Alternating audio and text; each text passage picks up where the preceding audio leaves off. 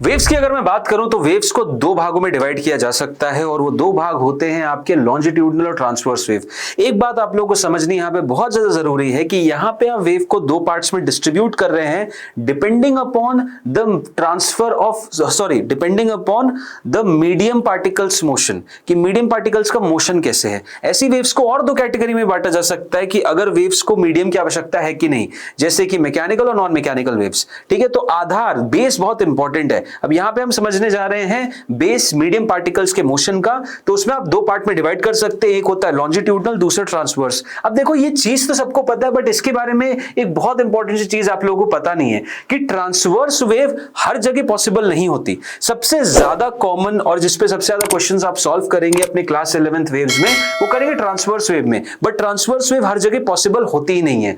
पहले तो इसके बारे में जान लेते हैं। ट्रांसवर्स वेव वैसी वेव होती है जहां पे मीडियम पार्टिकल आप देख सकते हैं perpendicular to the direction of flow of the wave. Wave आगे जा रही है बट मीडियम पार्टिकल ऊपर नीचे, तो जब भी medium particle perpendicular to wave motion करे, ट्रांसवर्स वेव। यहां पे आप देख सकते हैं इस लाल कलर की लाइन को देखो, तो ये जो मीडियम पार्टिकल्स है ये आगे पीछे हो रहे हैं, तो इनका जो मोशन है इसी डायरेक्शन में जिस डायरेक्शन में आपका वेव आगे की तरफ बढ़ रहा है। तो ये बात तो इनके मोशन के अकॉर्डिंग होगी, बट एक बहुत इंपॉर्टेंट बात यहां पे ये है नोटवर्दी कि जो भी आपकी लॉन्जिट्यूडनल वेव्स होती हैं ये तो सब में वैलिड होती है। ये आपकी सॉलिड्स में भी रहेंगी, ये आपकी लिक्विड्स में भी रहेंगी और ये आपकी गैसेस में भी रहेंगी। अब वो 3D हो, 1D हो या 2D हो, कोई समस्या नहीं है, बट ये ट्रांसवर्स वेव बस सॉलिड्स में एग्जिस्ट करती है, बस सॉलिड्स में एग्जिस्ट करती हैं। ये transverse waves only in solids and एक और जगह एग्जिस्ट करती हैं जो कि है सरफेस ऑफ वाटर।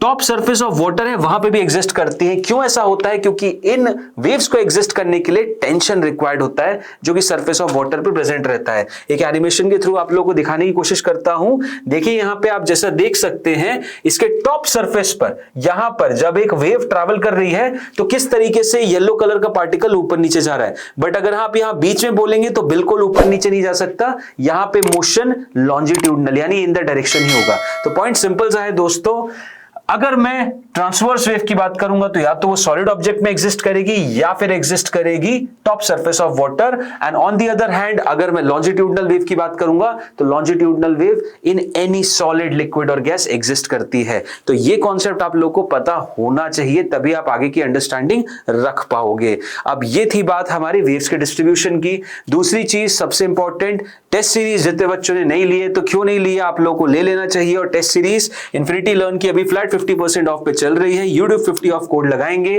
फ्लैट 50% आपको डिस्काउंट मिल जाएगा। आप वेबसाइट या ऐप पे जा सकते हैं या नीचे गए डिस्क्रिप्शन में लिंक दी हुई है, आपको डायरेक्ट उस पेज की जहां पे वेबसाइट की डिटेल्स हैं, तो जाके जरूर डिटेल्स देखिएगा। अगर सही लगा तो परचेज करेगा, अदरवाइज आप देख भी सकते हैं डिटेल्स, उसका कोई चार्ज नहीं है। मिलेंगे हम अगले सेशन में, तब तक के लिए thank you, bye bye. And अगर सेशन अच्छा लगा लाइक जरूर करिएगा। तब तक के लिए टेक केयर ऑफ योरसेल्फ।